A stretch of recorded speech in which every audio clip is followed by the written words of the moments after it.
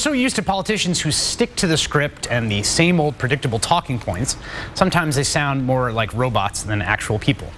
But every once in a while, something breaks through. One of those moments was last night in the House of Representatives. It was hour 1 zillion of the Republicans forcing floor debate on abortion. Predictably, a Republican rose to and invoked phony sting video of Planned Parenthood and graphic details of procedures to argue the U.S. government should defund the health organization entirely. Democratic Congresswoman Jackie Speer rose to respond, and then this happened. I had really planned to speak about something else, but the gentleman from New Jersey has just put my stomach in knots. Because I'm one of those women he spoke about just now. I had a procedure at 17 weeks. That procedure that you just talked about was a procedure that I endured. I lost a baby.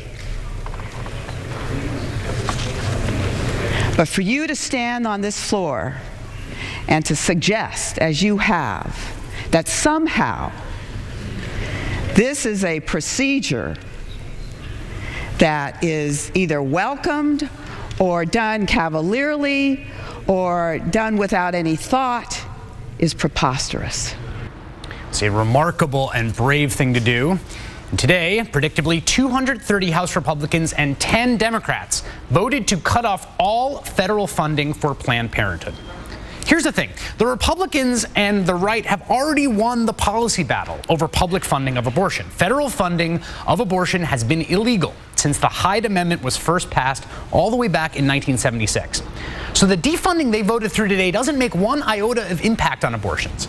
No, what it would do is deny millions of women routine checkups and examinations. It would defund gynecological exams, cervical cancer tests, UTI treatments, and the full panoply of women's health services that Planned Parenthood provides. Joining me now is Ann Friedman, contributing editor and columnist for The American Prospect. She also blogs at thegreatfeministing.com. Ann, how are you? I'm livid. Yeah. Well, let's talk about why you're livid, because I'm livid too. I mean, one of the things I think in terms of the context here is that there is this clearly coordinated attack across a variety of sort of venues and platforms against Planned Parenthood. What is going on here?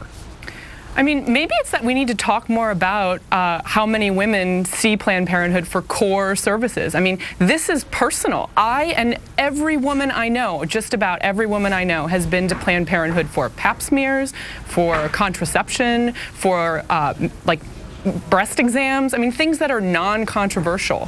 And the fact that, you know, we just saw that speech on the floor of the House of Representatives, you know, this is every person who voted for this amendment knows a woman who has been to Planned Parenthood and accessed totally non-controversial health services.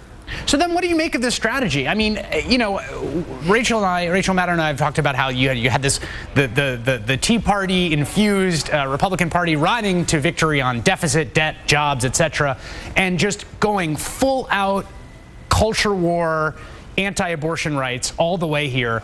Do you think this is over the line? Is this going to provoke a backlash? I hope so. We should start referring to this as the Anti-Pap Smear and Anti-Contraception Act. I mean, this is, you know, really this is how concerned people should be about it.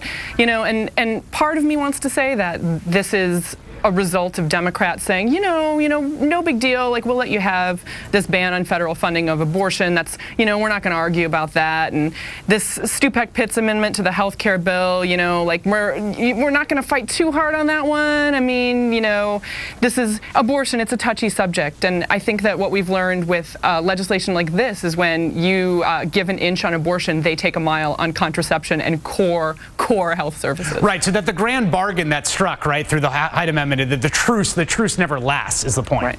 Right, no, absolutely not. And you know, and this is radical and it's personal. I mean, every woman in America should feel personally attacked by this, by the House of Representatives right now.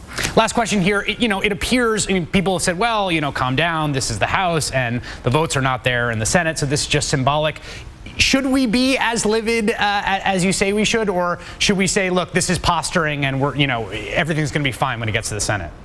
I mean, I don't think this is symbolic. I'm sorry. You know, like I said earlier, sort of like every action down the road just tends to snowball when it comes to women's health. Right. And I will not be surprised if I'm back here in 5 months or 5 years or whatever period of time telling you like, oh wow, can't believe that they passed this through the Senate. Ann Friedman of Feministing.com and the Prospect magazine. Thanks so much. Really appreciate it. Thanks, Chris. Coming up, a new